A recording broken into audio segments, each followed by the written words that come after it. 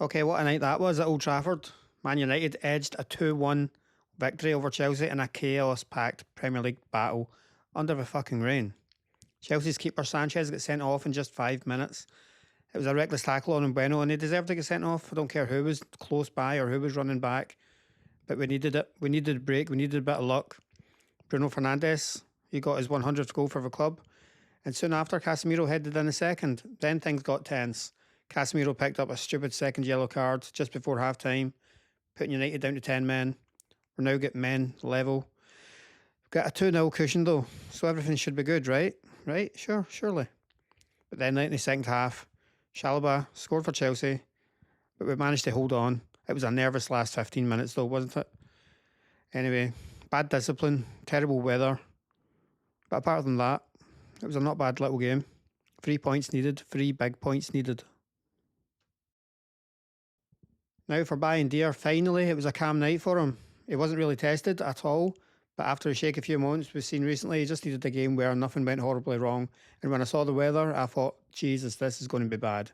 His distribution is still pretty shocking. A few passes had us holding our breath, but he made the basic saves when called upon, and he looked a bit more composed. United fans will still have a question whether he's a long-term answer, but tonight at least he didn't cost us any goals. So I'm going to give him a 6 out of 10. Now Matthias de Ligt, his experience showed. When Chelsea went down, he was almost playing as like a striker. He was all over the place. He was brilliant.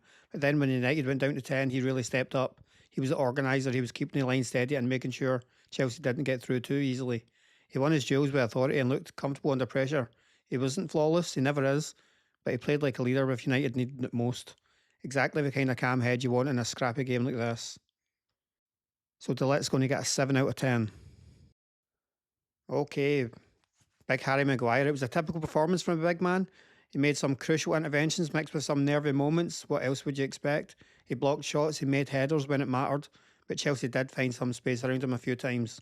When United were under siege after Casemiro's red, Maguire threw himself into tackles and clearances. He wasn't perfect, I mean he never is, but he definitely fought for the badge, and tonight Man United fans all over the world will accept that every single game. Fight for the badge and you'll be fine. Okay, big Harry Maguire. It was a typical performance from a big man. He made some crucial interventions mixed with some nervy moments. What else would you expect?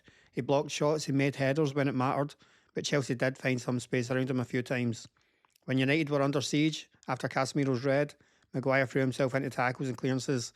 He wasn't perfect, I mean he never is, but he definitely fought for the badge, and tonight Man United fans all over the world will accept that every single game. Fight for the badge and you'll be fine. So Maguire gets a 6 out of 10. Now for the left wing back and one of my favourite players, Patrick Dorgu. The youngster showed no fear. He carried the ball with confidence, especially in the first half, driving United up the pitch when space opened up. Defensively, he's still raw. Anyone can see that. Chelsea targeted him at times, but targeting him is a bad move because this guy's a duel-winning machine. He didn't hide. He never does. He'll have rough games as he learns, but his energy and directness are valuable. Fans can be excited about what's to come from him, I reckon. Dorgu gets a 7 out of 10. Seems to be his average. He's a really, really good young player. I like him. Now, Luke Shaw, he filled in the left side centre-back again, and it was a mixed outing. But positionally, he was caught between helping wide and staying tight, which Chelsea tried to exploit.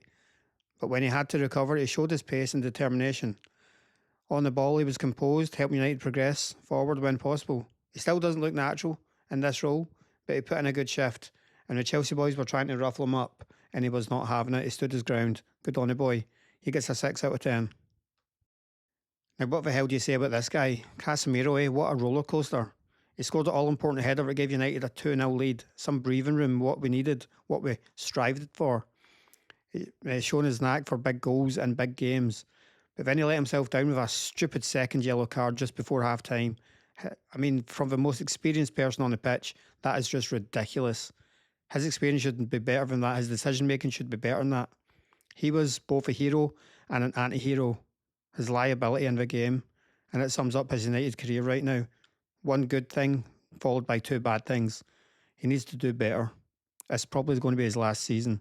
5 out of 10 for Casemiro. Now for our captain, big Bruno Fernandes. Bruno delivered the opener. his 100th club goal, and consistently looked like one of the players trying to set the tempo. Even with 10 men, he worked tirelessly off the ball and tried to get United going whenever possible. He wasn't perfect, but he gave the ball away a few times. But when United needed someone to step up, it was him. Without Bruno, United don't win this game. Simple as that. 8 out of 10. Now for Amad Diallo. Amad had a tricky night. He showed glimpses of his dribbling ability and close control, especially early on, but he struggled once United went down to 10 men. His influence faded as the game became more about defending and counter-attacks. And I notice this a lot with Amad. He's usually somebody who has amazing moments in games rather than having amazing games. You can see his potential, but games like this are a steep learning curve. Fans want to see him grow into bigger moments and take control of full games.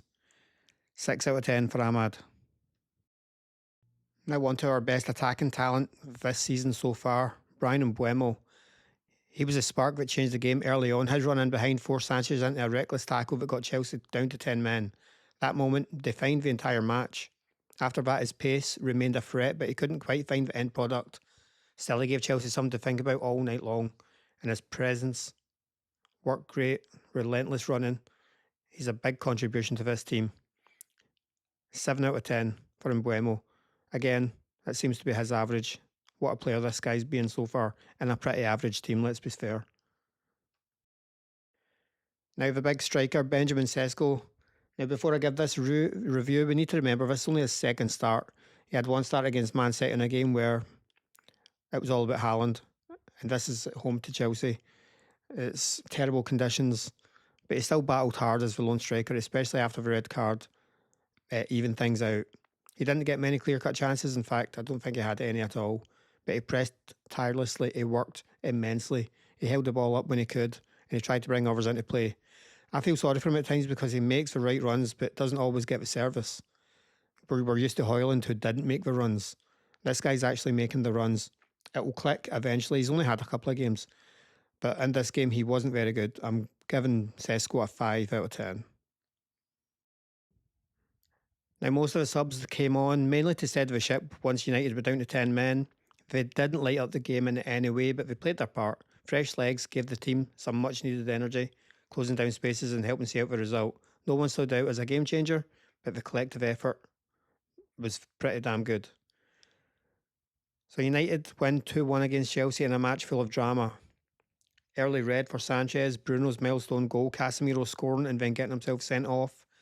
It was a nervy finish after Chalobah's strike. It wasn't perfect, far from it, but it was gutsy. These are the kinds of wins that build belief, even if they are also a show that we're still fragile. Next up is a chance to prove this wasn't just a one-off. Amorim still has plenty of work to do, and tonight he'll be relieved. 3 points. Bragging rights, I suppose, and maybe a little bit of breathing space. And of course, one of the other things, Garnacho did not come on and win the game for Chelsea. That would have been a goddamn nightmare. So let's bring it on to the next